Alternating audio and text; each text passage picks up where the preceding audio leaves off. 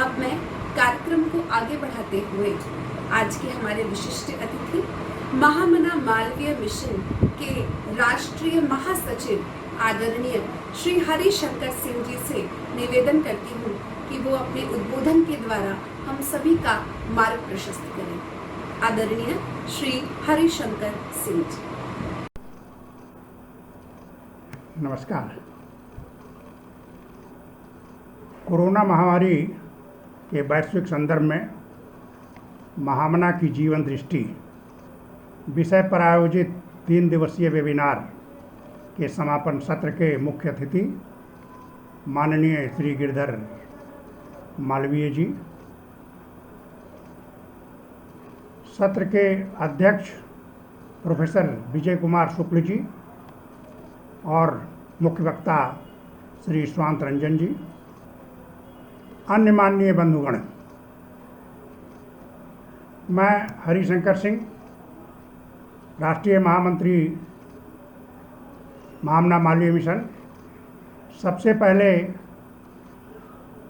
Malviya mission के BHU इकाई के पदाधिकारियों का साधुवाद करता हूं कि इस विषय पर जो सामयिक है इस वेबिनार का आयोजन किया और मालवीय जी के जीवन शैली को इस विषय से जोड़ा। हम सभी जानते हैं कि महामना की वेशभूषा धवल होती थी, वो धवल वस्त्र पहनते थे और हम ये भी जानते हैं कि भारतीय वेशभूषा का धवल वस्त्र मूर्तिमान स्वरूप है, जिससे जीवन में शुचिता, स्वच्छता और स्वस्थ शरीर की आभा झलकती है। लेकिन वो हम भूल गए, जीन पैंट पहनते हैं। हम धन्य हैं कि महामना ऐसे कालजयी महापुरुष का जीवन दर्शन पूरे विश्व में अनुप्राणित है और उनके जीवन मूल्य भारतीय समाज में भी पूर्णतया स्थापित हैं। महामना का स्वास्थ्य पर विशेष ध्यान रहता था और वो परंपरा आज बनारस में भी स्थापित है कि दूध पियो और कसरत करो। यदि हम ये कार्य करते रहते तो शायद इस महामारी से लड़ने में हम सक्षम होते और इतने भयभीत नहीं होते। फिर भी पाश्चात्य सभ्यता का जो भ्रमजाल हमारे भारतीय समाज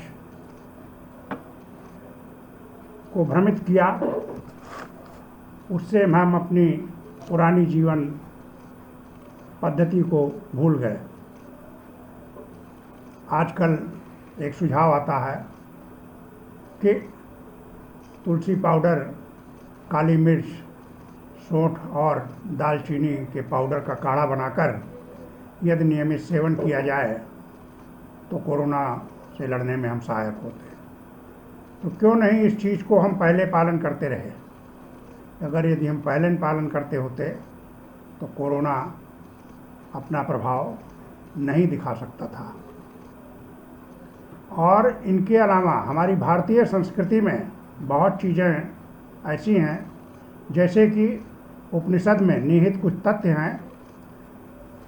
विद्या, रूप, धन, शूरवीरता, कुलीनता, राज्य, स्वर्ग, मोक्ष और सबसे ऊपर निरोग शरीर केवल धर्म और धर्म से ही प्राप्त होता है। मालवीय जी विद्यार्थियों से कहते थे कि प्रति सप्ताह 1.5 घंटा धर्म के लिए छोड़ दो, स्वस्थ व सुखी रहोगे। वो ये भी कहते थे कि नियमित गीता प्रवचन सुनो, कल्याण होगा, ज्ञान और चरित्र का निर्माण होगा और ज्ञान चरित्र के संयम से हम किसी भी बीमारी से लड़ने में सक्षम होंगे। नियमित व्यायाम और योग करना तथा जीवन में सदाचार अपनाना ये मूल मंत्र है। हम विश्व गुरु थे, फिर से हमें अपने विश्व गुरु के दर्जे को बनाए रखने की आवश्यकता है और हम उसके लिए प्रयास करें। अंत में मालवीय जी द्वारा प्रतिपादित कुछ सिद्धांतों की तरफ मैं आपका ध्यान आकर्षित करना चाहूँगा। पहला, भारतीय संस्कृति, परंपराएं और जीवन मूल्यों के प्रति आस्था कायम रखना। दूसरा, पाश्चात्य शैली अपनाने से जीवन में जो विसंगतियां या दुर्बलताएं आई हैं उनका सार्थक विश्लेषण और उनका निराकरण का उपाय खोजना बहुत ही आवश्यक है कि इस निर्मम समय में हम निर्भय रहें, हमारा सिर ऊंचा रहे और अपने दीपक हम स्वयं बने। अंत में मैं ये बात कहकर समाप्त कर रहा हूँ कि आंधियाँ चलने लगी, ज्वार तुम पैदा करो। आंधियाँ चलने लगी, ज्वार तुम पैदा करो। कंठ में क्रंदन नहीं, हुंकार तुम पैदा करो।